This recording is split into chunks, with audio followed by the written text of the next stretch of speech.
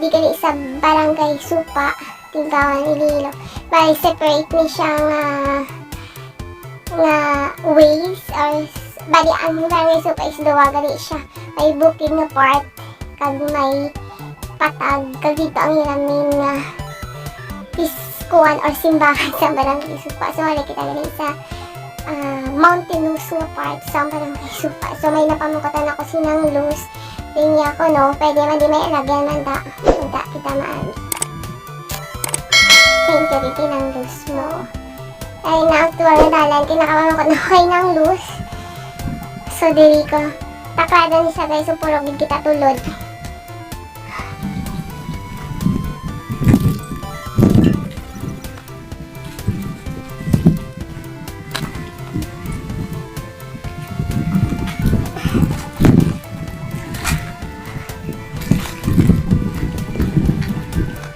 We're near to Tres Marias. Kasyang sabi nila Kulaki lang daw ito kasi mataas na. Okay. Let's do this.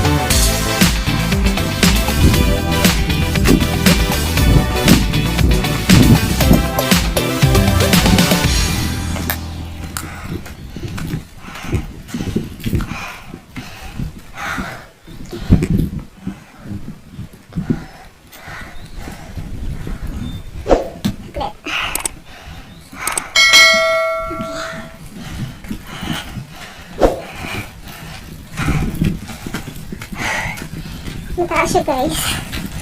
Kasi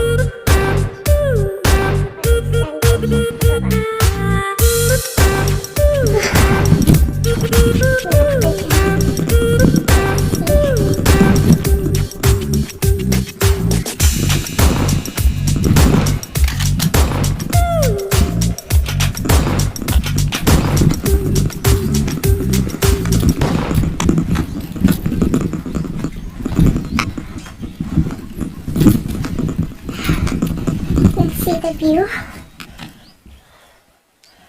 Tan-taran! Yan. That's the view from the top.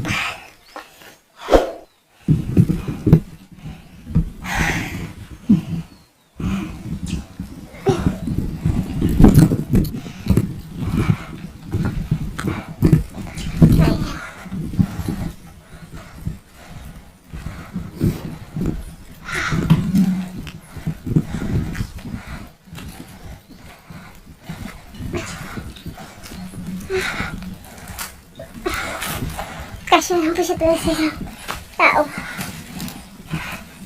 Ang daan. Paano ba ito?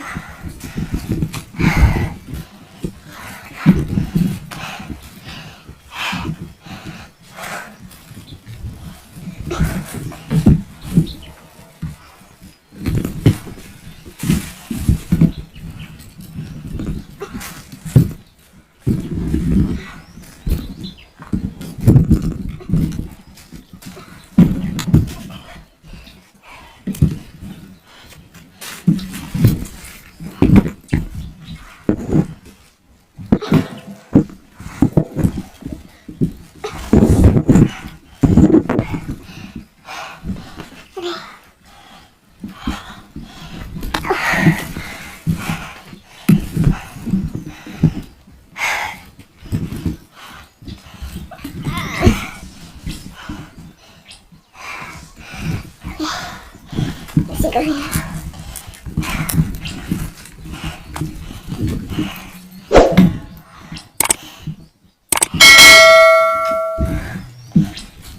Masyado sigla ang masarik.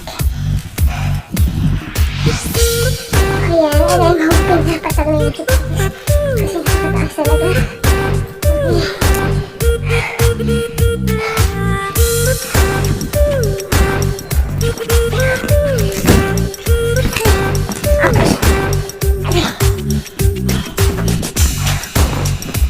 Ito na yung sigla.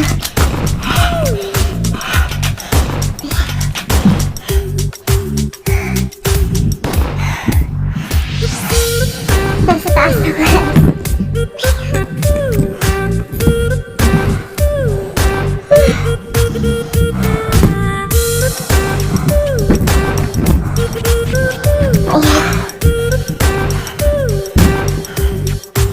Ayan po. Kita-kita na yun ito. Mountain Laon sa metro. Pinasiguro ako mag-bike. Tres Marias. Sabi na Tres Marias is a kind of tree.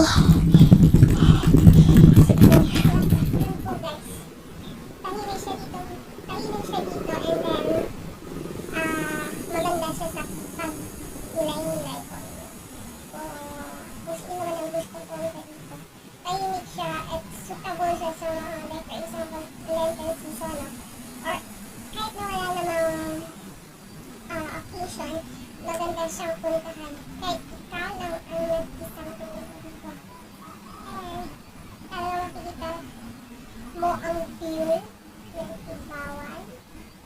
And even the Canlaon, the Mountain Laon of Negros. And even yung mga mountains of Antique, as well as the town of Davao, the seesaw, and also the seas. Yan po, makikita niyo po. I need to go home. Wala talaga siyang babaan. Parang hirap. So, bitbitin mo na lang yung bike ko. Dahan na kasi abutin na lang at di umulan ko siguro. Umulan ako.